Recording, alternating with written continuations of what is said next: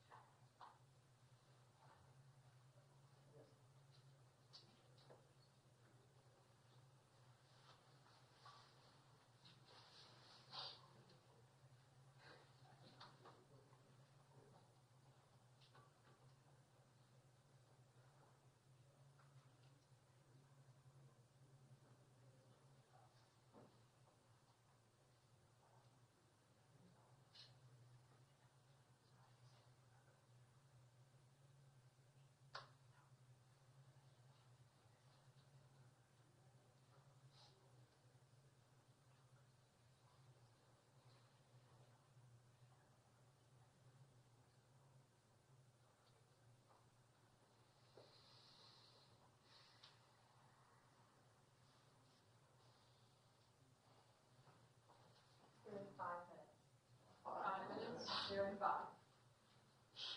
updated 2-minute warning is a 5-minute warning. The updated 2-minute warning is a 5-minute warning for those watching. Just got a 5-minute warning now. From everyone here, we just got a 5-minute warning.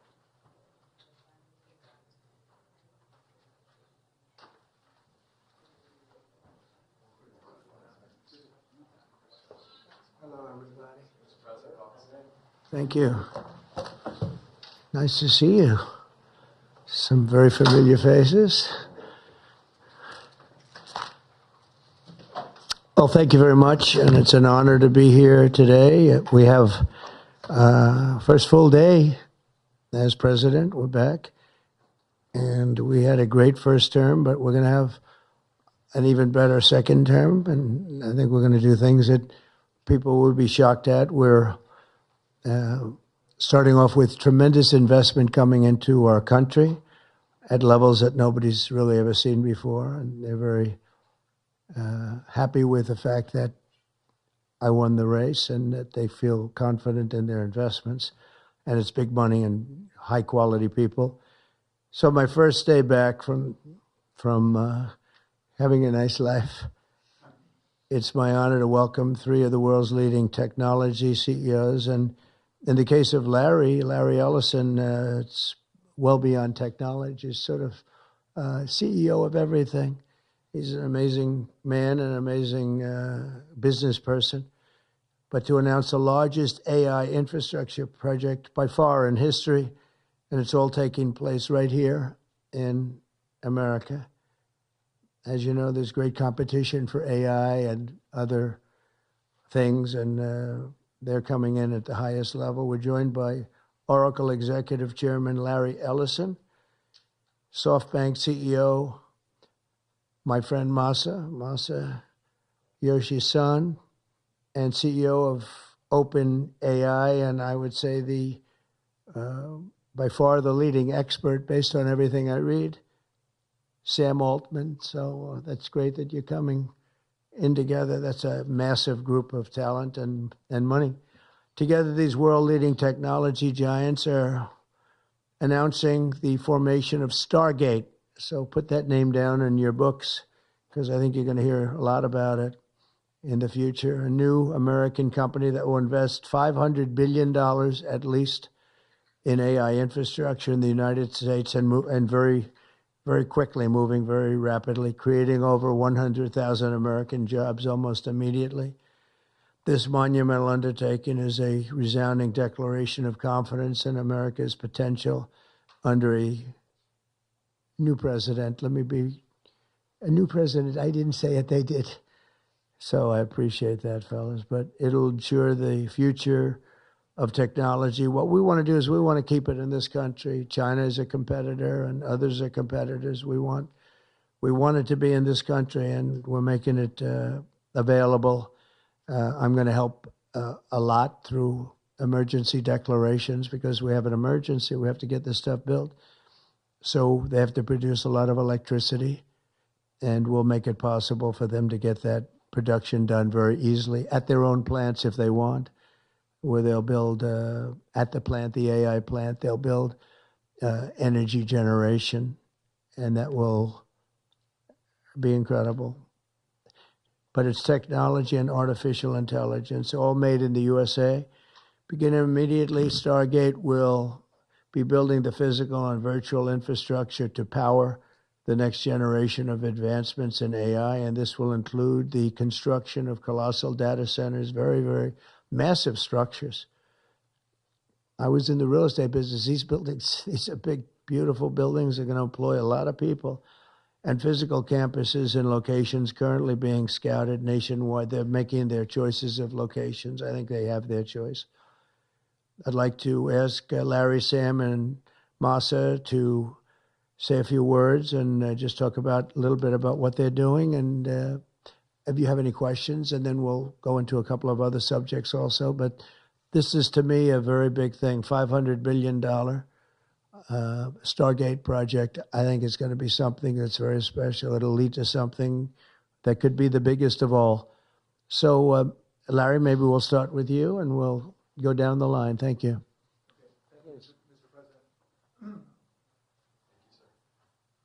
Thank you, Mr. President. We certainly couldn't do this without you. It would simply be impossible. AI holds incredible promise for all of us, for every American. We've actually been working with OpenAI for a while and with Masa for a while. The data centers are actually under construction. The first of them are under construction in Texas. Each building's 500,000 square feet. There are 10 buildings currently being built, but that will expand to 20, and other locations beyond the Abilene location, which is our first location. The kind of applications that we're building, to give you an idea, maybe the most charismatic and the one that I think touches us all is electronic health records. Not just maintaining electronic health records, but by looking at electronic health records, understanding the condition of doctors, better understanding the condition of their patients, and being able to provide healthcare plans that are much better than they otherwise would be. A doctor in Indian River Reservation would be able to see how a doctor at Memorial Sloan Kettering would treat the patient, or a doctor at Stanford would treat the patient. We actually provide all of that information, all of that guidance to the doctors who are treating cancer patients or patients with any other kind of disease, made possible by AI.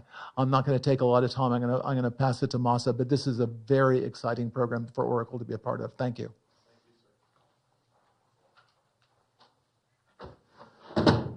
Thank you. That would be helpful. That's good. That's great. I feel tall now. Thank you. Well, Mr. President, last month I came to celebrate your winning and promised that we will invest $100 billion. And you told me, oh, Masa, go for 200. Yeah. Now I came back with 500.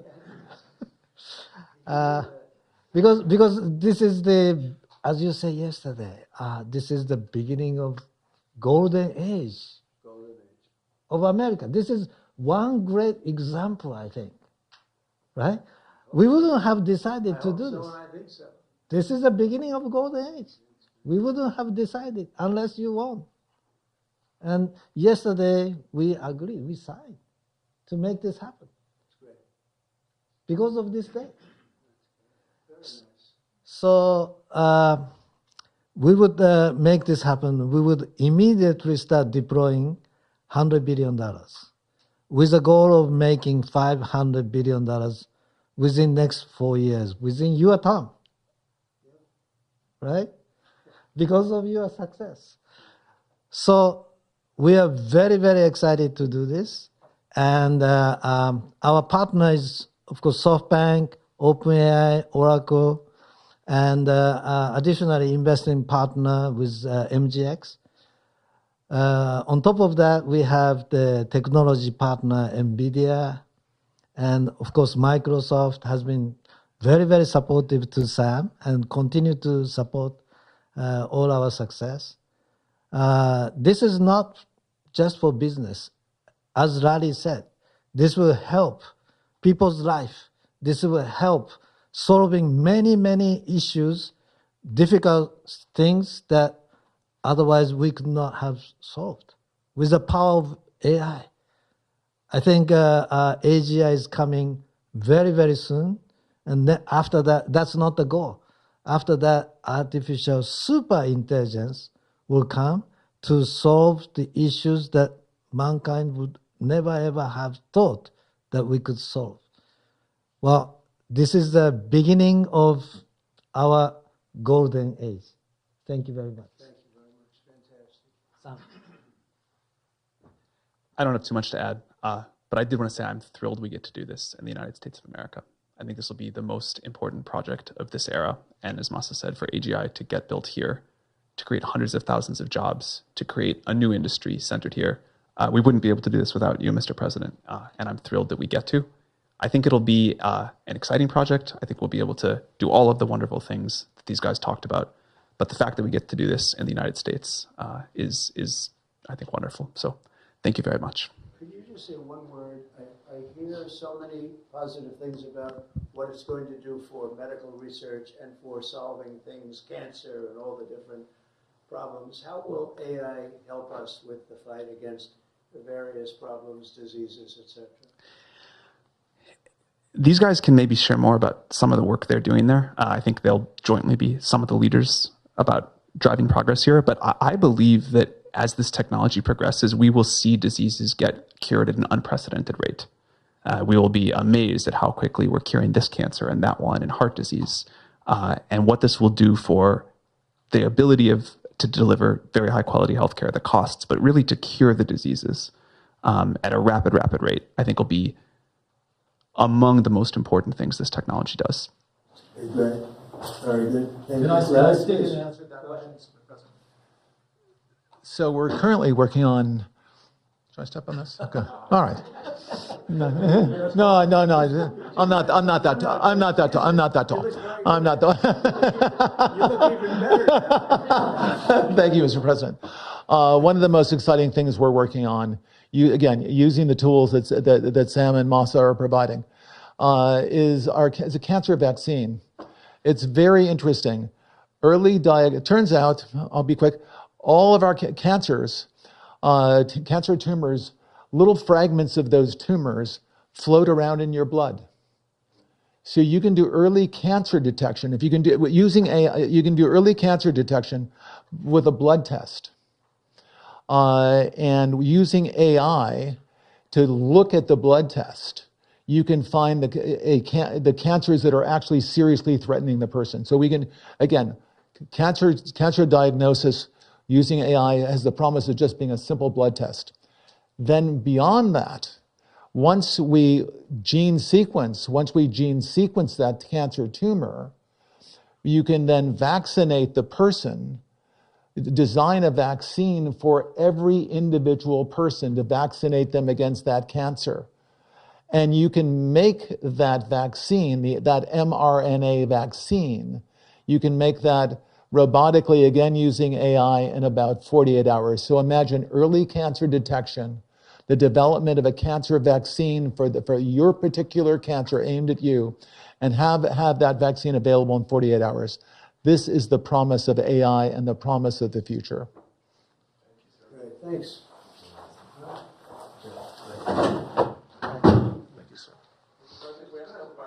Yeah, just 1 second. We'll finish up. But these are highly respected guys. I was shocked with Larry because I don't even think Larry does this stuff. You did a very good job for a guy that doesn't do it much, right? But he's so respected, and the group, and it's really an honor. But for Larry to be here and do this is very unusual because he doesn't do this stuff. He doesn't need it. He does, and you don't need it, do you? Huh? You don't need it. But I think it's an honor to the country. It's a great honor that this group, these are the top people, that they're going to do it, and they're going to do it here, and we're going to make it as easy as it can be. A $500 million Stargate project comes in addition to a separate pledge between $100 and $200 billion from, as we know, from Masa. We talked about before. Also $20 billion from DMAC, which was great.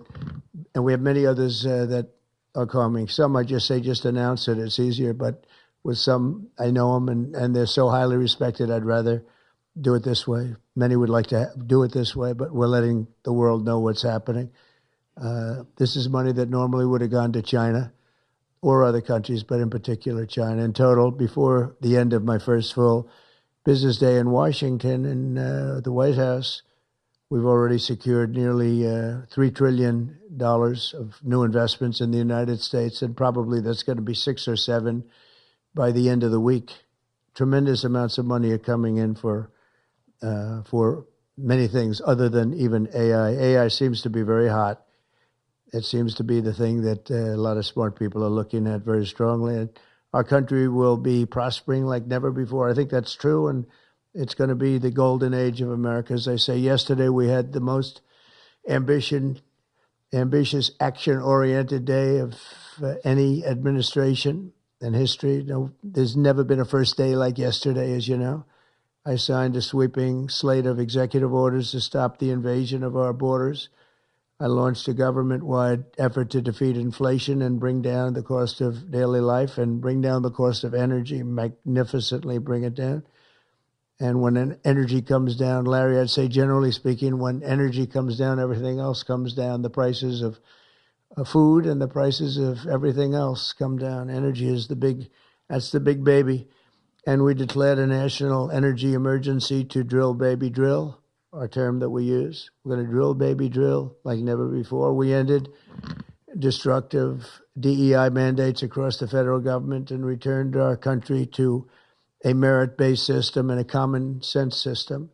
As you know, the Supreme Court gave us a decision on merit, where things in this country can be based on merit now instead of a lot of different rules, regulations, and things that really put our country at a big disadvantage. We permanently stopped government censorship and restored free speech. That was signed yesterday. We renamed the Gulf of Mexico the Gulf of America. Sounds so beautiful, the Gulf of America, and returned the name of a great president, William McKinley, to Mount McKinley. They took off the name, and he was actually a great president. He was a very, very successful businessman. He ran for governor of Ohio. He won and did a great job as governor, ran for president, and he won. He was assassinated, ultimately, in his second term, unfortunately. But he was the Tariff king, and I don't think he was as bad as I am. I think I believe in him even more than him, but he believed in him very strongly. And he raised massive amounts of money. Our country was at its richest from 1870 to 1913. We had the most. That was when we were the richest, relatively speaking. We were the richest during that period of time. That was tariffs from other countries. And our administration's moving with unprecedented urgency and speed to confront every single crisis facing us, and we'll get the job done. And again, I want to thank Sam and Masa and Larry for being here. It's an honor to have them. And we'll take a few questions if you want. Can I ask about some of the executive orders? You would agree that it's never acceptable to assault a police officer, Sure. right? So then if I can, among those you pardoned, DJ Rodriguez, he drove a stun gun into the neck of a DC police officer who was abducted by the mob that day. He later confessed on video to the FBI and pleaded guilty for his crimes. Why does he deserve a pardon? Well, I don't know. Was it a pardon? Because we're looking at commutes and we're looking at pardons. Okay, well, we'll take a look at everything. But I can say this. Murderers today are not even charged. You have murderers that aren't charged all over. You take a look at what's gone on in Philadelphia. Take a look at what's gone on in L.A., where people murder people and they don't get charged. These people have already served years in prison, and they've served them viciously. It's a disgusting prison. It's been horrible. It's inhumane. It's been a terrible, terrible thing. I also say this. You go to Portland, where they wrapped police officers, shot police officers, nothing happened to anybody. You go to Seattle, where they took over a big chunk of the city and people died. Portland, a lot of people died. Wait a minute. And you go also, take a look at Minneapolis, because I was there and I watched it. And if I didn't bring in the National Guard, that city wouldn't even exist today. People were killed and nobody went to jail. So these people have already served a long period of time, and I made a decision to give a pardon. Joe Biden gave a pardon yesterday to a lot of criminals. These are criminals that he gave a pardon to. And you should be asking that question. Why did he give a pardon to all of these people that committed crimes? Why did he give a pardon to the J6 Unselect Committee when they burned and destroyed all documents which showed that they did what was wrong, not me? Wait a minute. Why did they give a pardon to all of his relatives? His brother, who made millions of dollars, to all these different people, he gave pardons. That's the question you should be answering. All right, go ahead. Yeah, please. If I can just Tell us a little bit about your Steve, can I just follow up with that really fast? No. I just want to ask Go you ahead. this. You said Tell you us, will. tell us about your meeting with Speaker Johnson, Senator Thune. Did you reach any conclusion on this one big? Pretty much. I think we have a good situation now. It's been in some ways made simpler by Los Angeles because they're going to need a lot of money. And generally speaking, I think you'll find that a lot of Democrats are going to be asking for help. So I think maybe that makes it more one-sided. I think we're going to do very well. Look, we're going to take care of Los Angeles. I'm going there. I'm going to North Carolina, which has been abandoned by the Democrats. And I'm going to North Carolina, very importantly, first. I'll be there on Friday. And then I'm going from there to Los Angeles. And then I'm going to Nevada. And I'm really going to Nevada to thank them for the vote, because we won Nevada overwhelmingly, and that's usually a Democrat vote. And I just want to go there to thank the people of Nevada for the big vote. So we'll be making that. Yeah, please. The leaders of the Proud Boys and the Oath Keepers were freed following their pardons yesterday. At the time back in 2021, you urged them to stand back and stand by. Is there now a place for them in the political conversation? Well, we have to see. They've been given a pardon. I thought their sentences were ridiculous and excessive.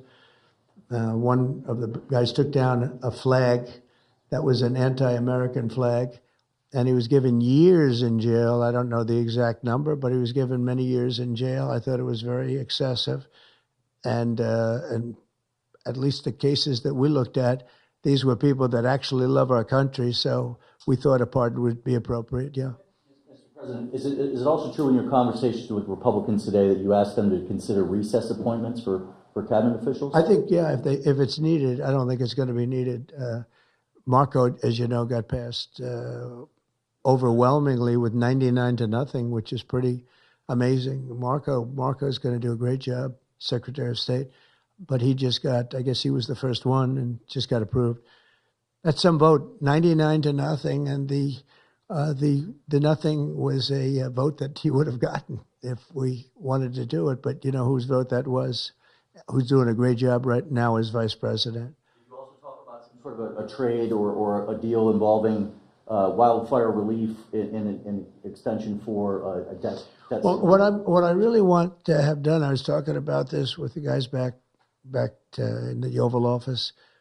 Los Angeles has massive amounts of water available to it. All they have to do is turn the valve, and that's the valve coming back from and down from the Pacific Northwest, where millions of gallons of water a week and a day, even in many cases, pours into California, goes all through California down to Los Angeles, and they turned it off. It's off now. The valve goes, it turns toward the Pacific Ocean, and all that water goes pouring into the Pacific Ocean.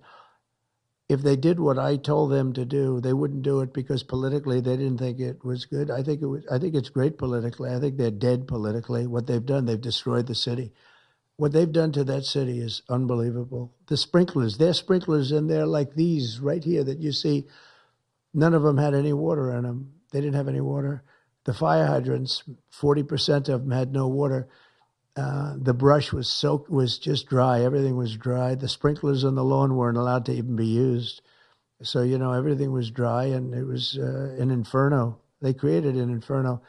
So we're demanding that they turn the valve back toward Los Angeles right now. It's not even believable that they haven't done it. Just so you know, they have a valve, and it turns like, think of a sink, but multiply it times many thousands of times the size of it. It's massive. And you turn it back toward Los Angeles. Why aren't they doing it? They either have a death wish, they're stupid, or there's something else going on that we don't understand. But we want the water that they're throwing away to be used for California. And that includes the farmers of California. You know, when you drive up north, you see all of the land. I couldn't believe it. I was with Devin Nunes when he was a congressman and some other congressmen from the area, and we're driving up and we're on the highway, and I keep looking at these farms, and the land is bone dry, and then you'd see an acre, about an acre or 2 acres, with the most beautiful green plants growing in it, the most beautiful, it's rich stuff. And you look at the soil, and it's so rich. That soil is almost the equivalent to like Iowa soil. It's phenomenal. It's got no water. But the reason it has no water, I said, do you have a drought? No. I said, what do you mean you don't have a drought? Look at the thing. It's dry as a bone. The reason you have like an acre is because they say you can farm 1 acre, but no more, because they didn't want to waste water. But they throw the water into the Pacific Ocean. These people are crazy. So we're going to be issuing an executive order demanding that they immediately let that water come down through California. Farmers, even people living in Beverly Hills. Now, those people have been a lot of them are wiped out. Believe it or not, they were having restrictions, Larry, you know about this. They wanted to restrict you to 38 gallons of water a day. That sounds like a lot, but it's not. When you're a rich person and you like to take a shower, 38 gallons doesn't last very long. And they have all this water, and it's really good water. Up high, Pacific Northwest. Some comes in from Canada. A nice country, by the way. Comes in from Canada, and it comes all the way through California, and they're restricting it. You even have the half pipes, the half pipes, the cut pipes, big ones, bigger than this room, and they're going all the way down, and they're bone dry, and they could be loaded up with water. But isn't it incredible that they don't do it? And it's to protect the Delta smelt. It's a fish that's doing poorly anyway. But I said, how are you protecting the Delta smelt by not giving it water? It's a fish. It needs water. Nobody can answer that question. On TikTok, Mr. President? Well, let me do this first. Are you open to Elon buying TikTok? Is it? Are you open to Elon buying TikTok? I would be if he wanted to buy it, yeah. And on your inauguration, I'd like Larry to buy it too. I have the right to make a deal. So the deal I'm thinking about, Larry, let's negotiate in front of the media. The deal, I think, is this, and I've met with owners of TikTok, the big owners. It's worthless if it doesn't get a permit. It's not like, you can take the U.S. The whole thing is worthless. With a permit, it's worth like $1 trillion.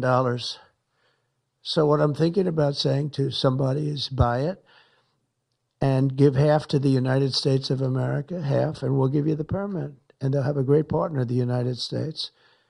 And they'll have something that's actually more valuable because they have the ultimate partner, and the United States will make it very worthwhile for them in terms of the permits and everything else. But so think of it, you have an asset that has no value or has $1 trillion value. It all depends on whether or not the United States gives the permit. So what I'm saying is let the United States give the permit, and the United States should get half. Sounds reasonable. What do you think?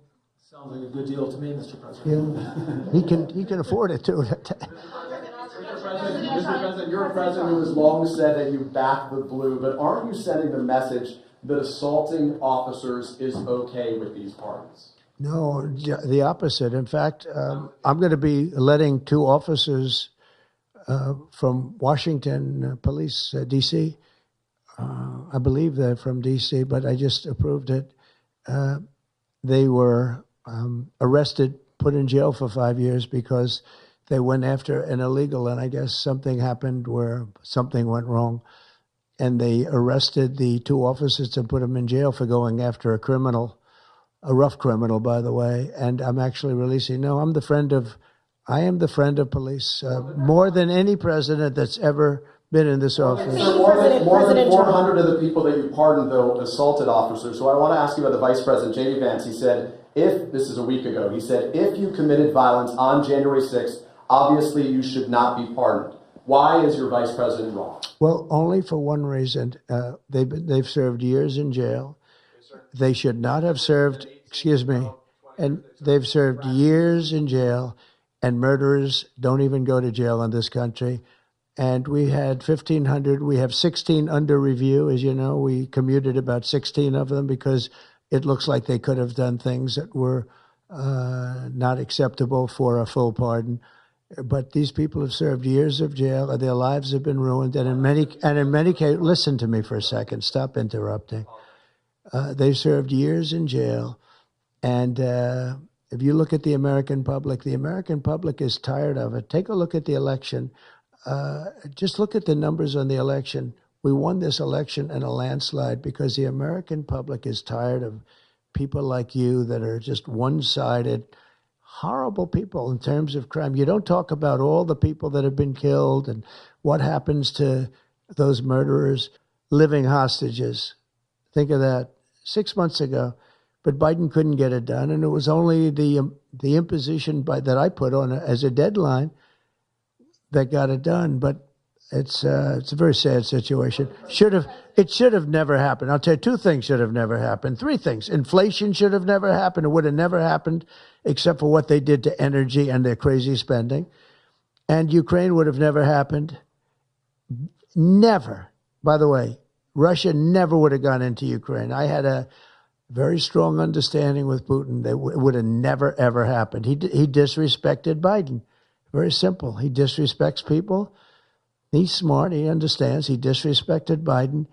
And also, the Middle East would have never happened because Iran was broke. They had no money. They had no money for Hamas. They had no money for Hezbollah.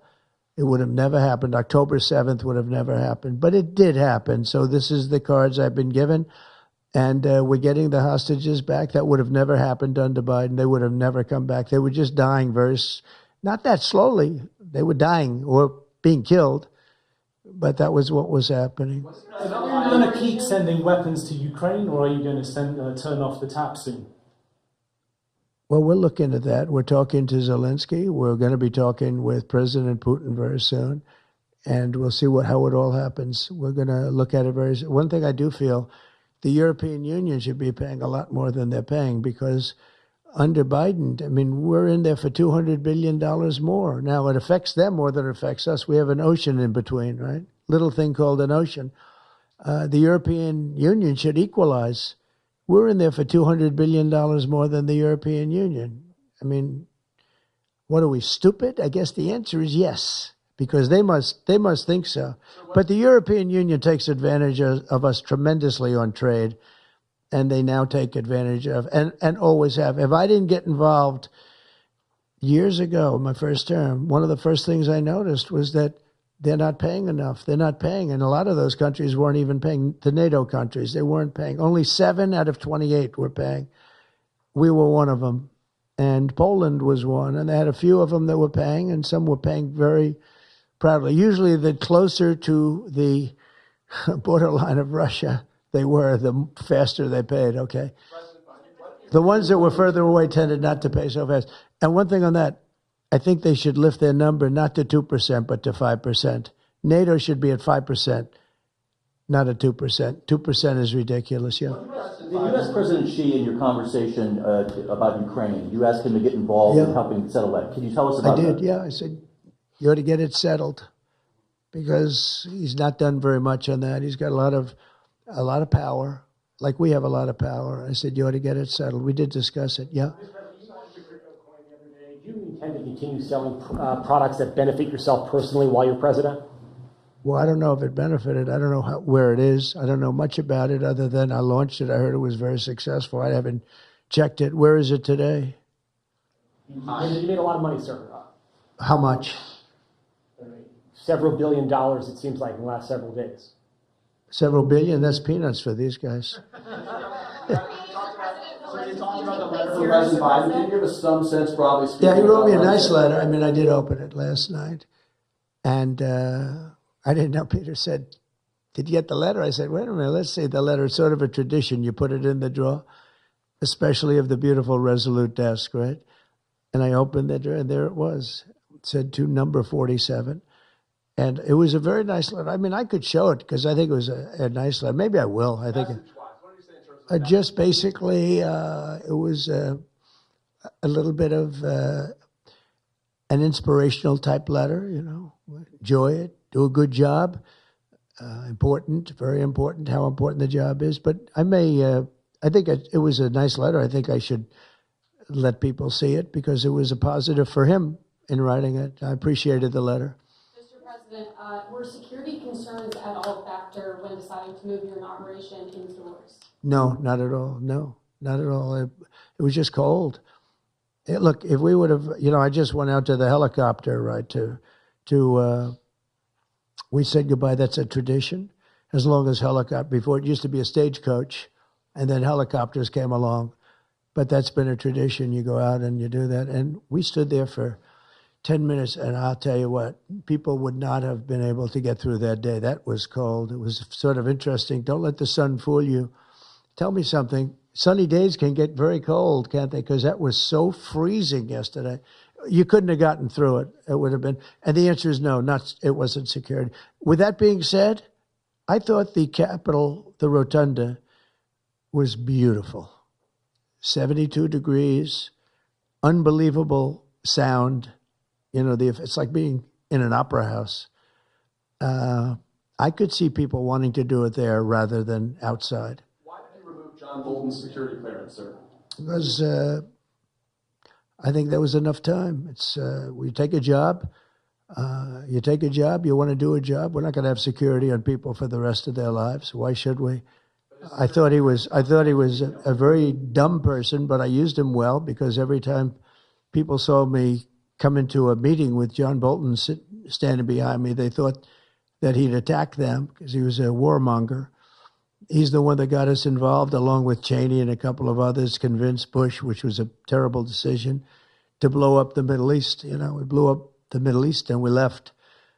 We got nothing out of it except a lot of death. We killed a lot of people, and John Bolton was, one of those guys, a stupid guy. But no, you can't have that for life. You shouldn't expect it for life. You mentioned with President Zelensky. Will that take place here, and when and where will you meet with I don't know. I mean, look, President Zelensky would like to have peace. He's told me that very strongly. He'd like to have peace, but it takes two to tango. We'll see what happens. When will you meet with President Putin? Anytime they want, I'll meet. I'd like to see that end. Millions of people are being killed, and they're being killed. It's a vicious situation, and they're now largely soldiers. A lot of people have been killed in the cities. They look like demolition sites. Buildings, massive buildings bombed and coming down.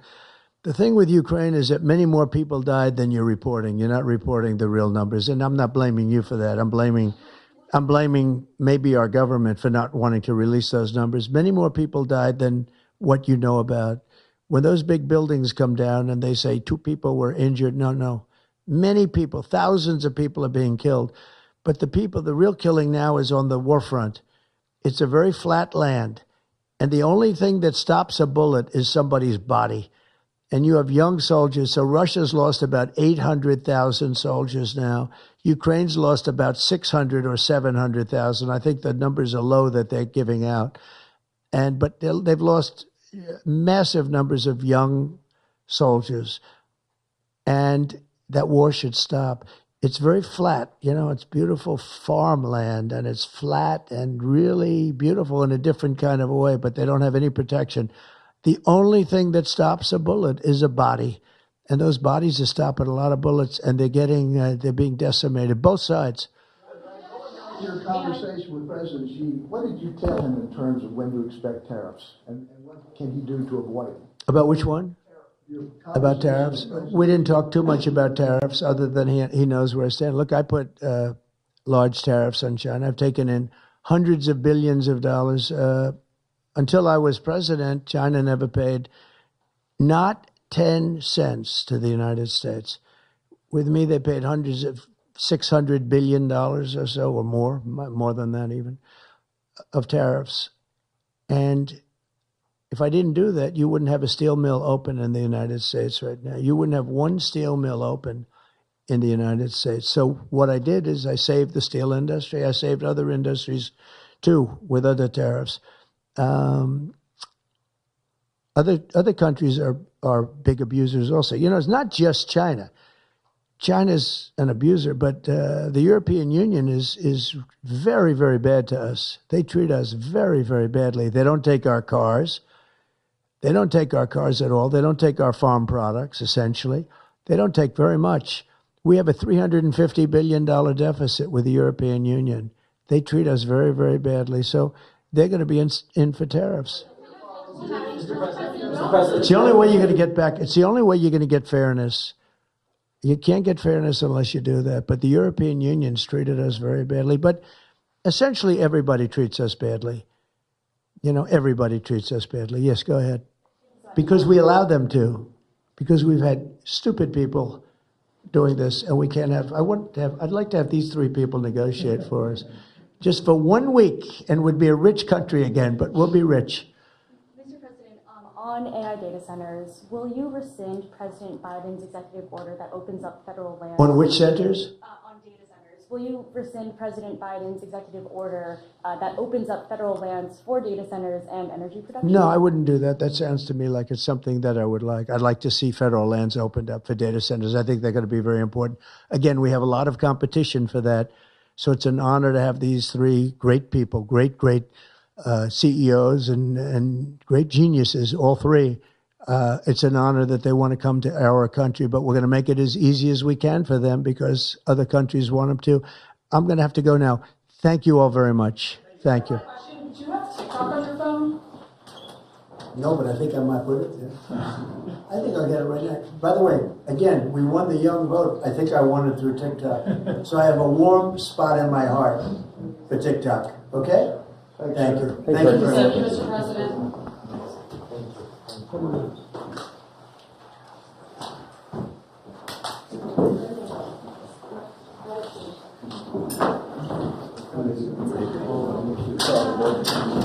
know, I was trying to ask too many.